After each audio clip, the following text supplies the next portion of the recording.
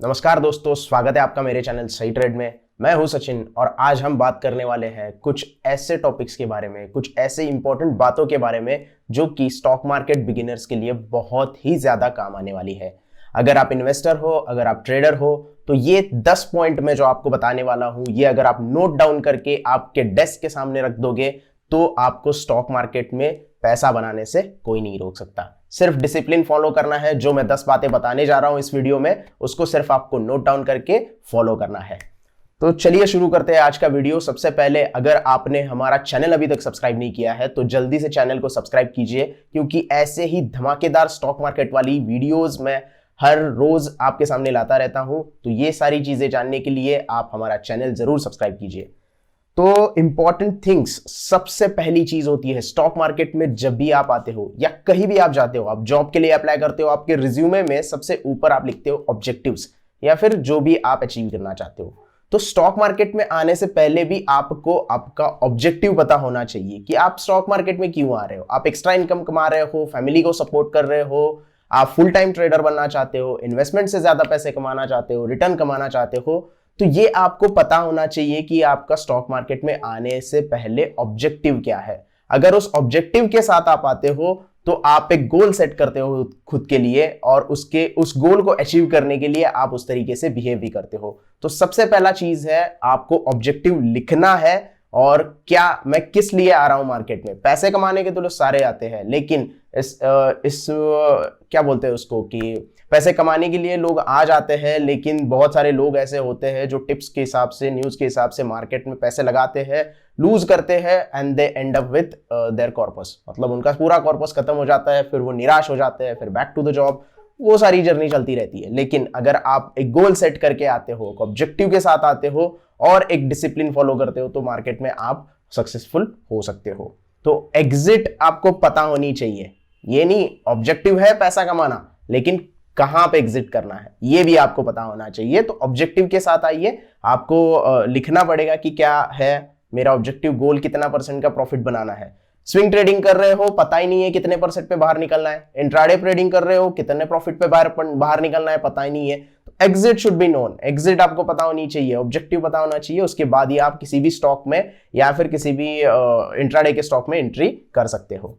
दूसरा important time, हमें पता चल गया कि हमारा ऑब्जेक्टिव क्या है, गोल क्या है, पैसे बनाना। सबका गोल होता है कि मार्केट से पैसे कमाना, रिटर्न कमाना, लेकिन उसके लिए मेहनत करनी पड़ती है। ऐसा नहीं कि मार्केट में आए, कोई भी स्टॉक उठा लिया और पैसे कमा लिए, ऐसा नहीं होता है। स्टॉक सिलेक्शन मेथड जरूरी होती है। दूसरा पॉइंट लिख लीजिएगा, stock selection method. Stock selection method मतलब आपको एनएसी की साइट या फिर कोई और स्कैनर यूज करना है। जो भी आपकी मेथड हो, आपके स्ट्रेटजी के हिसाब से आपकी स्टॉक सिलेक्शन मेथड होनी चाहिए। आप इन्वेस्टर हो तो आप इन्वेस्टमेंट के पर्पज से आप स्टॉक को सिलेक्ट करेंगे। उसके लिए जो इंपॉर्टेंट चीजें हैं, फाइनेंशियल रेशो चेक करना, कंपनी का एनालिसिस करना, फंडामेंटल्स चेक करना, तो वो सारी चीजें आपको करनी है। उसके साथ साथ टेक्निकल्स अगर आप चेक करना चाहते हो तो कौन सा इंडिकेटर पे ब्रेकआउट आ रहा है, प्राइस एक्शन किस तरीके से वर्कआउट हो रही है, कौन सा स्टॉक ब्रेकआउट के नजदीक है, या फिर राइजिंग जो भी आपका मूविंग एवरेज होता है या फिर आरएसआई का डाइवर्जन होता है, जो भी आपका टेक्निकल इंडिकेटर हो, जो भी आपने सीखा हो, तो वो आपको इंपॉर्टेंट स्टॉक सिलेक्शन मेथड बताता है कि यहां पे ब्रेकआउट आने वाला है। आप कोई भी स्कैनर यूज कर सकते हो। गूगल के ऊपर आप सर्च करोगे तो बहुत सारे स्कैनर आपको मिल जाएंगे,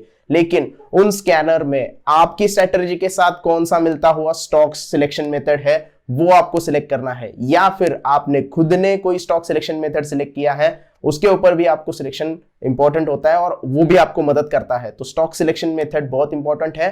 स्टॉक अगर आप सिलेक्ट करोगे तो आपको इन्वेस्टमेंट करने के लिए या फिर स्टॉक में एंट्री करने के लिए बहुत ही आसानी हो जाती है। तो दूसरा पॉइंट है स्टॉक सिलेक्शन मेथड। आपको कोई भी एक स्ट्रेटजी फॉलो करनी है। 10 स्ट्रेटजी का एक साथ मिक्सचर नहीं करना है, स्ट्रेटजी एक ही फॉलो करनी है। ऐसा नहीं है कि आप ट्राई करो, बैक टेस्टेड करो, 2-3 स्ट्रेटजीज बैक टेस्टेड करो, ये नहीं काम करती तो ये काम करती है, ये नहीं काम करती तो दूसरी काम करती है, लेकिन आपकी मेथड जो है वो एक होनी चाहिए। हर बार आप रोज आते हो मार्केट में, आपके पास कोई एक ढंग की स्ट्रेटजी नहीं है या स्टॉक सिलेक्शन मेथड नहीं है, तो आप रोज किसी ना किसी को ढूंढते हो, मुझे स्टॉक ढूंढ के दो, ऐसा नहीं चलेगा बॉस। आपको स्ट्रेटजी एक डिसाइड करनी होगी। स्टॉक सिलेक्शन मेथड की स्ट्रेटजी होती है, वो आपको फॉलो करनी है और उसके साथ साथ ही आपको रहना है। अगर उसमें कुछ प्रॉब्लम आती है तो आपके पास बैकअप प्लान होना चाहिए, फिर दूसरी स्ट्रेटजी आप लेके आ सकते हो और उससे आप जो भी है आपका स्टॉक सिलेक्शन कर सकते हो। तो दूसरा पॉइंट है स्टॉक सिलेक्शन मेथड। तीसरा है वेयर टू एंटर, एंट्री कहां पे करनी है, और यहां पे आती है आपकी एग्जैक्टली ट्रेडिंग या फिर इन्वेस्टिंग की स्ट्रैटेजी।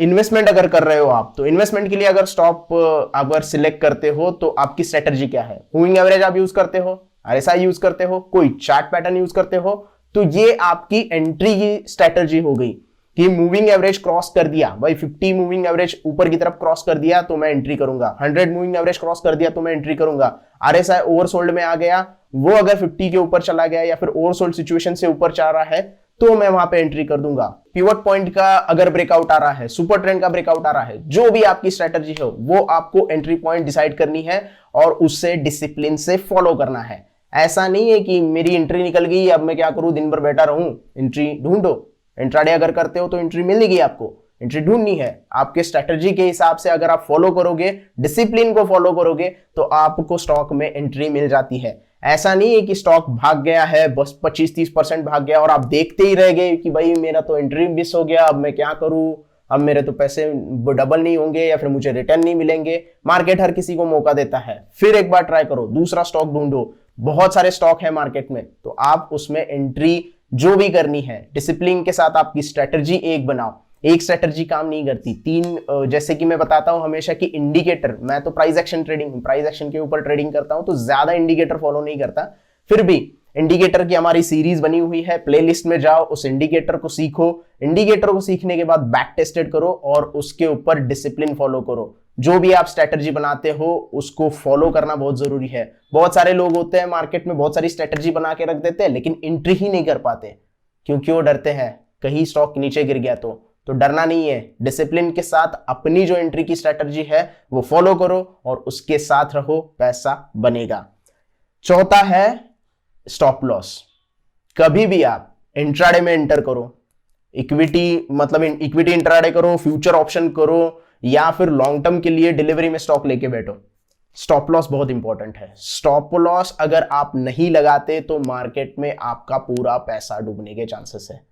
बहुत सारे लोगों के साथ ऐसा हुआ है कि उन्होंने स्टॉप लॉस नहीं लगाया है, इमोशंस अटैच कर दिए और पूरा उनका 30-40% कॉर्पस जो है वो एक ही ट्रेड में निकल गया है। तो ये नहीं करना है, हमें स्टॉप लॉस फॉलो करना है। स्टॉप लॉस फॉलो करने के लिए भी एक मेथड होती है, मेरा स्टॉप लॉस का भी वीडियो है, आप लिंक में जाके, डिस्क्रिप्शन में जाके लिंक के ऊपर क्लिक करके वो वीडियो देख सकते हैं।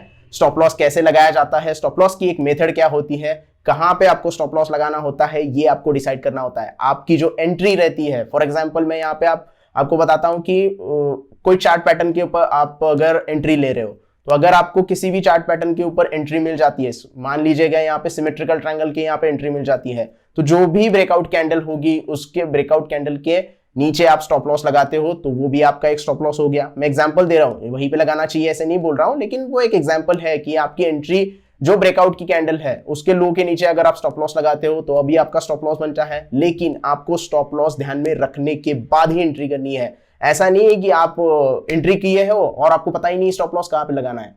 मिनिमम 2% का स्टॉप लॉस लग सकते हो, 5% का स्टॉप लॉस रख सकते हो, लेकिन उस स्टॉप लॉस को लगाना है और स्टॉप लॉस को फॉलो करना है। सिर्फ लगा के छोड़ देना नहीं है, उसको देखना है किस तरीके से ट्रेल उसको करना होता है, वो भी आपको देखना होता है, उसके बाद ही आप एंट्री करते हो। ऐसा नहीं है कि मैंने 200 रुपए पे स्टॉक बाय कर लिया, मुझे स्टॉप लॉस ही पता नहीं है, स्टॉक नीचे आ गया, मैं वेट कर रहा हूं फिर से ऊपर जाने का।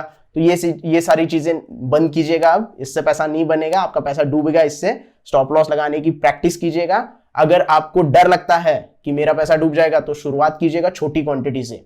ऐसा नहीं है कि छोटी क्वांटिटी से पैसा नहीं बनता है, प्रैक्टिस के लिए छोटी क्वांटिटी लीजिएगा, 10 क्वांटिटी बाय कीजिएगा, आपको ज्यादा नुकसान भी नहीं होगा, आपकी प्रैक्टिस भी हो जाएगी। पेपर ट्रेडिंग बहुत ज्यादा कीजिएगा, पेपर ट्रेडिंग के ऊपर आप थोड़ा सा प्रैक्टिस ज्यादा करोगे तो आपको आदत अच्छी तरीके से हो जाएगी। डिसिप्लिन आपका फॉलो होना चाहिए। 5वां पॉइंट है आपका टारगेट। टारगेट भी इंपॉर्टेंट है, ऐसा नहीं कि एंट्री कर दी, स्टॉप लॉस लगा दिया, मैं बैठ जाऊंगा। टारगेट भी इंपॉर्टेंट है। हर एक लेवल के बाद स्टॉक रिवर्स होता है। मान लीजिएगा स्टॉक में 10% की तेजी आ गई तो 10% पे प्रॉफिट बुक करना भी जरूरी है। ऐसा नहीं कि 10% का 20% चला जाएगा, मैं अब और थोड़ा सा वेट कर लेता हूं और मुझे और थोड़ा सा पैसा कमाने दो, मैं 10% पे क्यों निकलूं। वो 10% फिर से आ जाता है अपनी प्राइस के ऊपर, तो आपका प्रॉफिट वहां पे बुक करना जरूरी है। तो टारगेट आपको पता होना चाहिए। आप 1:2 रिस्क रेशो से काम कर रहे हो, 1:3 रिस्क रेशो से काम कर रहे हो, तो वो आपके स्टॉप लॉस के ऊपर डिपेंड रहता है। मान लो आपने 200 रुपए पे स्टॉक खरीदा है, आपने 20 रुपए का स्टॉप लॉस लगाया है, तो 40 रुपए का आपका टारगेट होना चाहिए, तब आपका 1:2 का रिस्क रेशो रिवॉर्ड बनेगा। तो ये चीजें भी इंपॉर्टेंट है। ऐसा नहीं कि टारगेट इंपॉर्टेंट नहीं है, हाँ कि माना कि हर लोग टारगेट के लिए काम करते हैं, लेकिन कुछ लोग होते हैं जो ज्यादा ग्रीडी हो जाते हैं। 20 पॉइंट मिल गए, बोलते हैं कि नहीं इंट्राडे में 20 पॉइंट से क्या होगा, मैं 40 पॉइंट के लिए प्ले करूंगा। तो 40 पॉइंट कमाने जाते हैं और कमाए हुए 20 पॉइंट भी निकल जाते हैं उनके। तो ग्रीडीनेस नहीं करना है, ग्रीडी होने के लिए नहीं बोल रहा हूं, लेकिन प्रॉफिट बुकिंग करने के लिए बोल रहा हूं। टारगेट सेट होना चाहिए और ये सारी चीजें आपको लिख के रखनी चाहिए। इसके बारे में आगे बताऊंगा पॉइंट और क्या क्या करना होता है। तो सबसे इंपॉर्टेंट 5वां पॉइंट है टारगेट। टारगेट आपका पता होना चाहिए कि कहां पे जाके मुझे प्रॉफिट बुक करना है। भले आप 50% प्रॉफिट बुक करके बैठो, लेकिन आपका कुछ तो प्रॉफिट बुक होगा। आप ट्रेड में रहो लेकिन कुछ तो प्रॉफिट बुक कर लो, तो ये भी चीज इंपॉर्टेंट है। 6 पॉइंट है हाउ टू सिलेक्ट क्वांटिटी। अब इंट्राडे हो, स्विंग ट्रेडिंग हो या फिर लॉन्ग टर्म के लिए, तो आप जितना पैसा इन्वेस्ट करना चाहते हो उतनी क्वांटिटी बाय कर सकते हो। लॉन्ग टर्म के लिए यहाँ पे हम बात नहीं करते, तो हम स्विंग ट्रेडिंग और इंट्राडे की बात करते हैं कि क्वांटिटी कितनी सिलेक्ट होनी चाहिए। तो क्वांटिटी मतलब होती है आपकी रिस्क मैनेजमेंट, आपकी रिस्क लेने की कैपेसिटी कितनी है। आप रिस्क ले सकते हो 10,000 रुपए की, आप क्वांटिटी मार रहे हो 50,000 रुपए की, मतलब आपको नुकसान ही होना है। अगर 10,000 रुपए पे आ गए आप, तो आप निकल जाओगे, और वहां से ट्रेड घूम गया तो फिर क्या हो गया। तो रिस्क मैनेजमेंट बहुत जरूरी है। रिस्क मैनेजमेंट डायरेक्टली रिलेट होता है क्वांटिटी से। आप कितना रिस्क ले सकते हो। मान लो आपका 2 लाख रुपए का कैपिटल है, आप उसमें सिर्फ 50,000 रुपए की रिस्क ले सकते हो, तो वो 50,000 रुपए की रिस्क हिट होने के लिए मुझे कितने ट्रेड करने पड़ेंगे, तो पर ट्रेड की रिस्क आपको पता होनी चाहिए। इसके हिसाब से आपकी क्वांटिटी डिसाइड होगी कि आप इंट्राडे में इतनी क्वांटिटी में ट्रेड कर सकते हो या फिर स्विंग ट्रेडिंग में इतना ट्रेडिंग के क्वांटिटी के साथ आप ट्रेड कर सकते हो। तो रिस्क मैनेजमेंट के ऊपर एक जल्दी वीडियो बनाऊंगा मैं, वहां पे कैलकुलेटर वगैरह सारी चीजें दे दूंगा। लेकिन फिलहाल तो आपको ये पता होना चाहिए कि आपकी क्वांटिटी कितनी बाय होनी चाहिए। ऐसा नहीं है कि आपको मार्जिन मिलता है तो आप 10,000 क्वांटिटी ट्रेड कर दो या फिर 1,000-2,000 क्वांटिटी ट्रेड कर दो और आपकी रिस्क कैपेसिटी उतनी नहीं है। तो स्टॉप लॉस अगर आपका 10 पॉइंट का है और आप 1,000 की क्वांटिटी लेते हो तो उतनी रिस्क हो जाती है आपकी। अगर उतनी रिस्क लेने की कैपेसिटी नहीं है आपकी तो आप क्वांटिटी कम कीजिएगा। शुरुआत में मैं तो सबको बोलूंगा जो भी बिगिनर्स है, शुरुआत में छोटी क्वांटिटी के साथ प्रैक्टिस करें, ट्रेड करें। एक बार आपको कॉन्फिडेंस आपका बिल्डअप हो जाएगा ना, तो आप क्वांटिटी बढ़ा सकते हो। लेकिन जब तक आपका कॉन्फिडेंस बिल्ड नहीं होता तब तक आप क्वांटिटी ना बढ़ाए, ऐसा मैं आपसे रिक्वेस्ट करता हूं। तो ये था हमारा 6वां पॉइंट। 7वां पॉइंट है डिसिप्लिन को फॉलो करना। ये सारी चीजें मैंने बता दी, ऑब्जेक्टिव बता दिया, फिर स्टॉक सिलेक्शन मेथड का आपको ध्यान होना चाहिए, उसके बाद आपका टारगेट, आपकी एंट्री, आपका स्टॉप लॉस, ये सारी चीजें हो गई। लेकिन डिसिप्लिन का क्या? सारी चीजें पता है मुझे, मैं सारी डेस्क के सामने मैंने चिपका के रखी है आपकी 10 पॉइंट। डिसिप्लिन कहां फॉलो कर रहे हो? स्टॉप लॉस हिट हो गया है, स्टॉक में से निकलना है, डिसिप्लिन, इसको बोलते हैं डिसिप्लिन।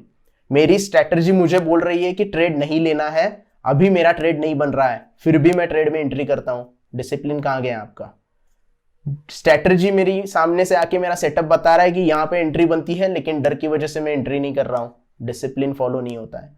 तो ये सारी चीजें करनी जरूरी है, डिसिप्लिन फॉलो होना चाहिए। ऐसे नहीं है कि मार्केट में पैसे बनते हैं, बहुत सारे लोगों का आपने देखा है कि लाख रुपए बना रहे हैं दिन के, 2 लाख रुपए बनाने हैं दिन के।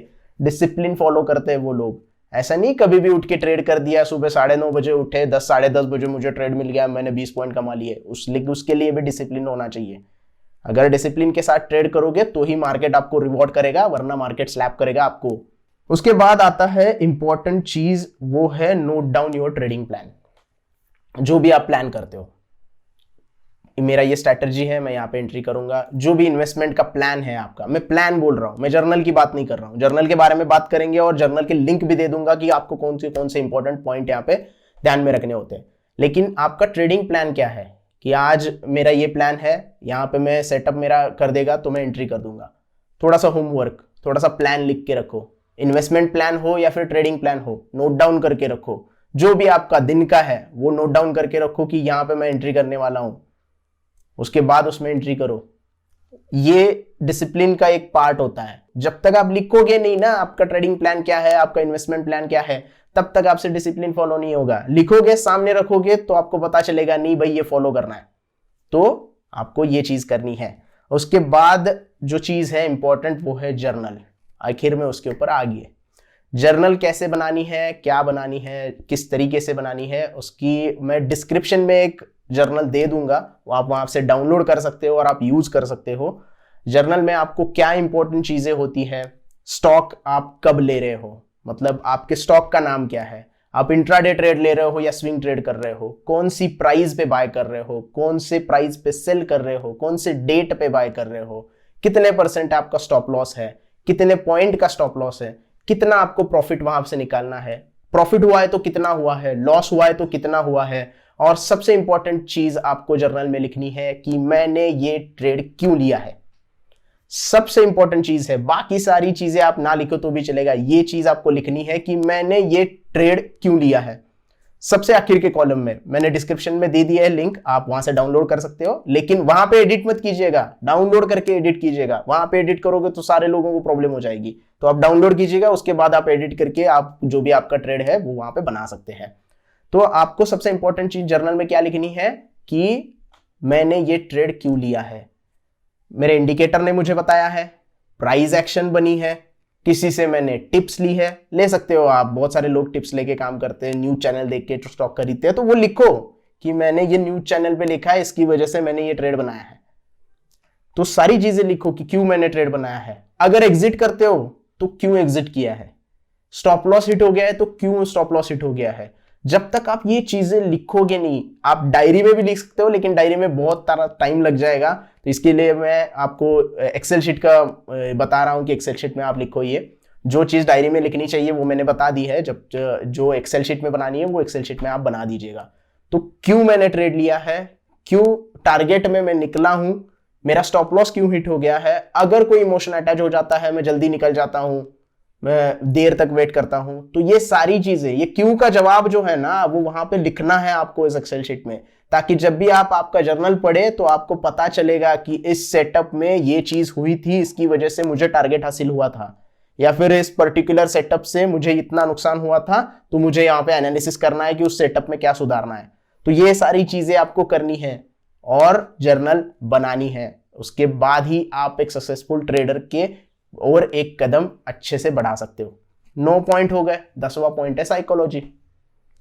हालांकि साइकोलॉजी के ऊपर ही सारी चीजें हैं, लेकिन फिर भी मैं एक पॉइंट बनाने के लिए मैं बता देता हूं साइकोलॉजी। साइकोलॉजी क्रिएट कैसे होती है, बहुत सारे लोग पूछते हैं कमेंट में, सर मेरी साइकोलॉजी क्रिएट नहीं हो रही है। साइकोलॉजी क्रिएट करने के लिए टाइम देना पड़ता है, कम क्वांटिटी के साथ प्रैक्टिस करनी पड़ती है, उसके बाद धीरे धीरे धीरे धीरे आपका कॉन्फिडेंस बढ़ता है, उसके बाद आपकी साइकोलॉजी डेवलप होती है। साइकोलॉजी ऐसे नहीं कि मैं आज रात को होमवर्क किया, दूसरे दिन इंट्राडे ट्रेड लिया और मेरा साइकोलॉजी जनरेट हो गया। वक्त लगता है हर चीज को, प्रैक्टिस करनी चाहिए, आपको कॉन्फिडेंस खुद के ऊपर होना चाहिए, आपकी स्ट्रैटेजी के ऊपर कॉन्फिडेंस होना चाहिए कि ये स्ट्रैटेजी काम करेगी, डिसिप्लिन फॉलो होना चाहिए, तब आपकी साइकोलॉजी बनती है। मार्केट ऐसा नहीं है कि आप एक रात में समझ में आने वाली बात है, मार्केट आपको थोड़ा वक्त देना होगा, एक रात में कोई भी अमीर नहीं होता है। प्रैक्टिस करो, मेहनत करो, थोड़ा सा होमवर्क करो, एनालिसिस करो, चार्ट की ऑब्जर्वेशन बहुत जरूरी है। प्राइस एक्शन ट्रेडर के लिए सबसे इंपॉर्टेंट चीज है चार्ट। देखो, रोज उठ के 1-2 घंटा चार्ट देखो, ऑफिस जाते हो तो शाम को आके 1 घंटा चार्ट देखो, वीकेंड में स्टॉक सिलेक्शन मेथड के ऊपर काम करो, वीकडेज में उस स्टॉक सिलेक्ट किए हुए स्टॉक के ऊपर ट्रेड लेने की कोशिश करो, या फिर इन्वेस्टमेंट के लिए वो स्टॉक लेने की कोशिश करो। जितना ज्यादा आप प्रैक्टिस करोगे उतना ज्यादा आपको आसान हो जाएगा। ये इंपॉर्टेंट चीजें थी जो 10 पॉइंट मैंने बताया, आई होप आपने नोट डाउन कर लिए होंगे। अगर आपने नोट डाउन किए हैं तो वो पन्ना फाड़ के आपके डेस्क के सामने चिपका दीजिएगा और इसे रोज फॉलो कीजिएगा। अगर ये चीज आप करते हो तो डेफिनेटली आप स्टॉक मार्केट में अगर नए हो तो एक स्टेप आप आगे चले जाओगे, और साइकोलॉजी की जो बात है या फिर डिसिप्लिन फॉलो करने की बात है तो वो यहीं से आपकी शुरू हो जाएगी। आई होप आपको वीडियो पूरे अच्छे से समझ में आ गया होगा। जर्नल की जो बात है, क्या क्या इंपॉर्टेंट चीजें हैं, वो मैं डिस्क्रिप्शन में लिंक प्रोवाइड कर दूंगा, उस लिंक के थ्रू आप वो जर्नल डाउनलोड कर सकते हो और आपका जो भी ट्रेड है वो वहां पे आप एंटर कर सकते हो। आप डाउनलोड कीजिएगा, लेकिन डायरेक्टली उससे यूज मत कीजिएगा क्योंकि बहुत सारे लोग वहां पे देखेंगे उसको, तो डाउनलोड करके आपके कंप्यूटर में रख सकते हैं और उसी के हिसाब से आप फॉलो कर सकते हैं। So that's it for today.